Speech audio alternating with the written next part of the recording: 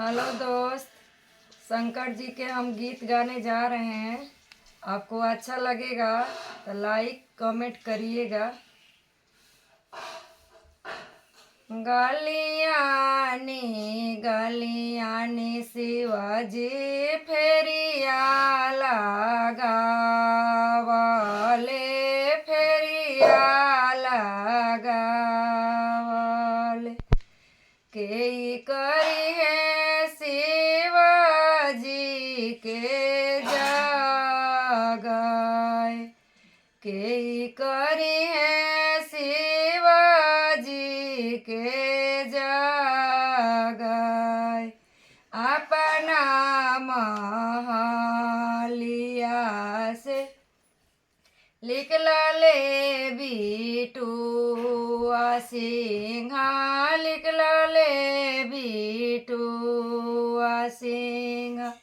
हम करबो शिवाजी के जगाए, हम करबो शिवाजी के जगाए।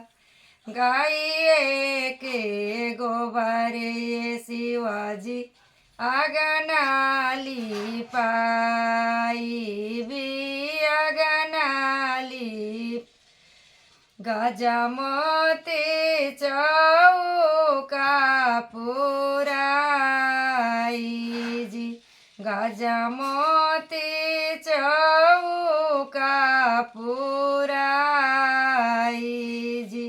गाइए के गियुए शिवाजी हुमावा कराई भी, हुमावा करा।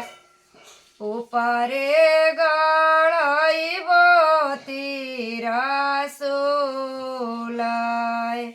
ऊपरे गड़ाइबो तिरसुलाय।